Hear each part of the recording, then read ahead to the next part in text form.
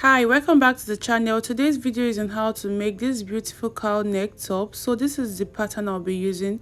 It's a basic bodice pattern. I have a video on how to draft it on my YouTube channel. I'll link it on the description box or on the screen right now so you could go watch it. So I brought in a new pattern paper to trace it out because I'll be keeping this one for future use. So I just want to trace it out on this new pattern, and I'll be using my tracing wheel to trace it out just this way that I'm doing. Trace out the waist, the bust area, the chest line, the hip, the armhole, the neck, the shoulders, and I'll trace it out just the way I am doing, and this is it. So if you have a transparent paper, you can actually trace it out easily than using your tracing wheel on it. So I'm marking out the lines I just traced out right now, and this is it.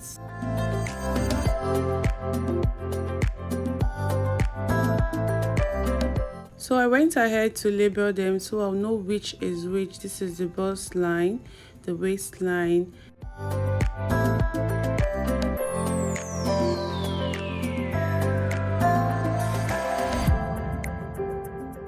so I went ahead to cut it out, and this is the initial one I used, and just matching it to know if it's equal, and this is it here, is actually equal. And I'll keep this white paper aside and work with the brown one. So this is me marking 2 inches upwards from the waistline,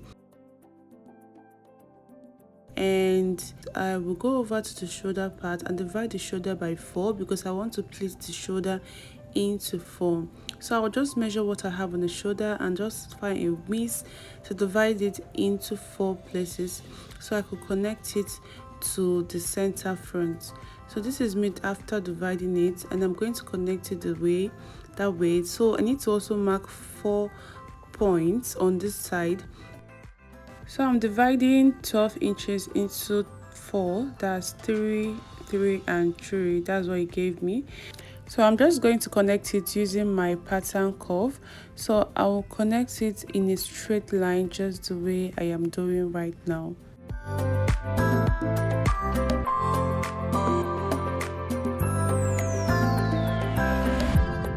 So this is what it looks like after connecting the point. I'm just going to cut it out following the lines I just marked out now. So in order not to get you confused or get myself confused, I'll label it 1, 2, 3, and 4, and I'll also go ahead to mark an arrow showing which is pointing up and down. So after doing this right now, I will also go ahead and cut everything out. I needed to label it first before cutting it through.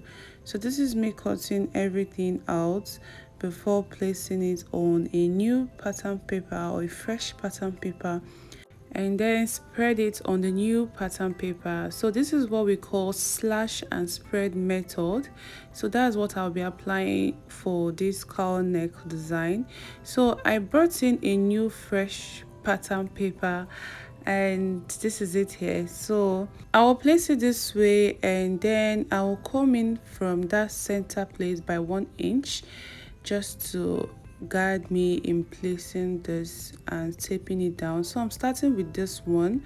I'll place it at this top edge, and I'll tape it down using my masking tape or my tape, transparent tape. So I will also go ahead to tape it on the other side just to help it relax more. So I will also bring in the number 2, and also note the points, the arrow that is pointing up, and where to place it as well. So guys, I'll bring in the 2, and I'm going to mark 1.5 inches spacing. That's what I'll be giving to it. So if you want yours to go deeper, you can decide to extend it and also mark it down. Like you can decide to use 2 inches, 2.5 inches, just to make it fuller. So I'm trying to note how it's going to be before I will connect it. Don't mind it when the other side is going out of the paper. Yeah, it shouldn't bother you. So your major concern should be at that shoulder area. So this is me taping number 2 down before going in to bring number 3. So you can decide to also fold it inwards this way, so it won't look somehow to you. So I just have to be folding it inside, so you won't feel that we're not doing anything. So guys, this is the number 3. I'll tape it down this way and do the same thing, fold it inwards after taping it down.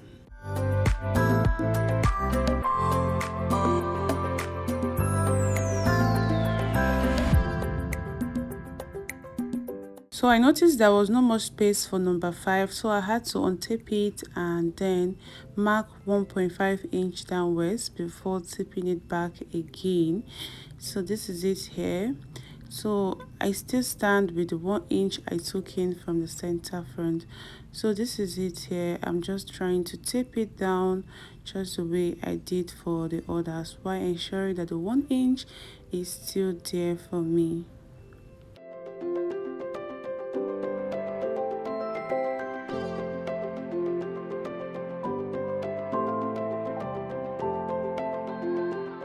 After making sure that everything is relaxed, I will then go ahead to cut and cut it out.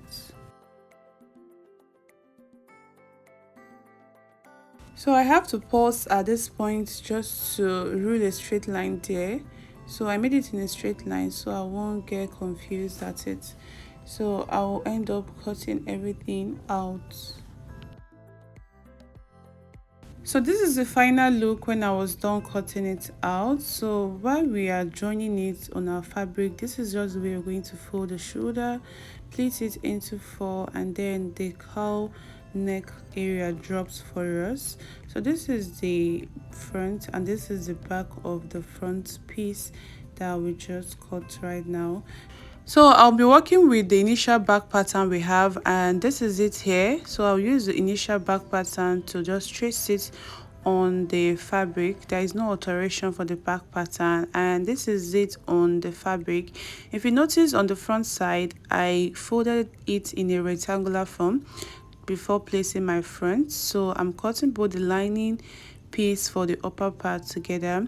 So I measured down from that point of triangle downwards just to give it allowance for the lining piece. I'll go ahead now to mark the allowances required for this measurement or for this dress. I marked ½ inch around the shoulder area, the armhole, and 1 inch around the side front. So this is me cutting it out and also to the down part of it, and this is how it looks. I will notch that point and I'll keep the front aside and then go over to the back pattern. This is the back piece. I will pin it and also cut it out using the same allowances I gave for the front, and this is it right here. So this is the both patterns and fabrics that we just traced out, and we'll go ahead to start sewing. So to sew this, we'll start with the back. I'm going to unpin the back piece.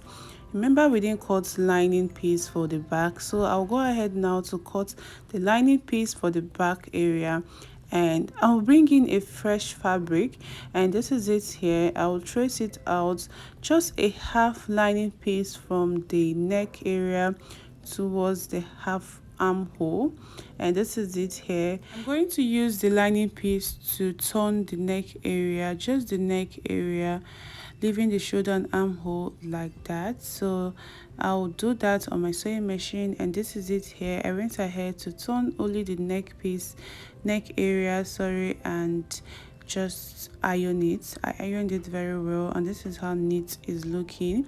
So guys, we're going to join the center back using a ½ inch allowance. So I will join it, and this is it here.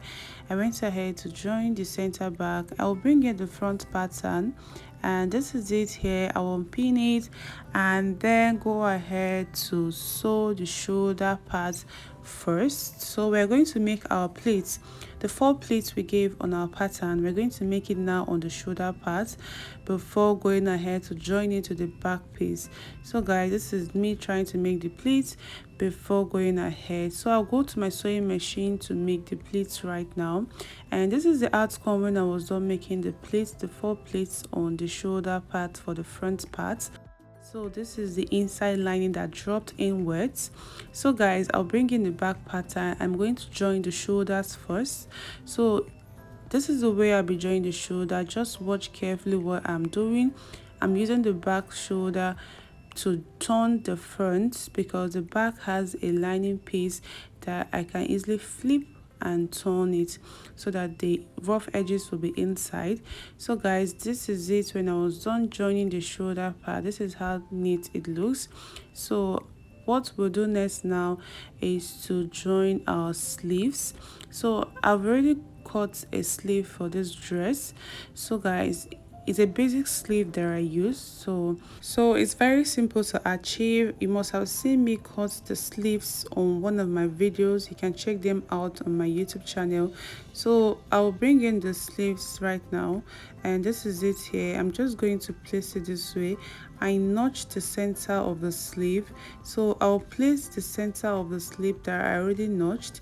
I'll just place it on the shoulder parts, and that is the center of the sleeve that I notched. I'll place it there, and I'm just going to pleat it first just at that upper part before going ahead to join them. So this is what I did, and this is the outcome when I was done joining the sleeves.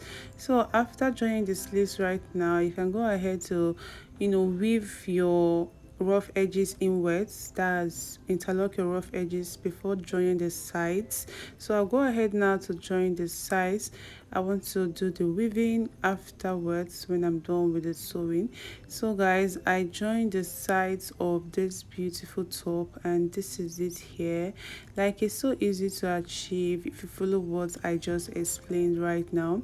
So I'll turn it inwards and I'll turn it outwards, sorry, and this is it here.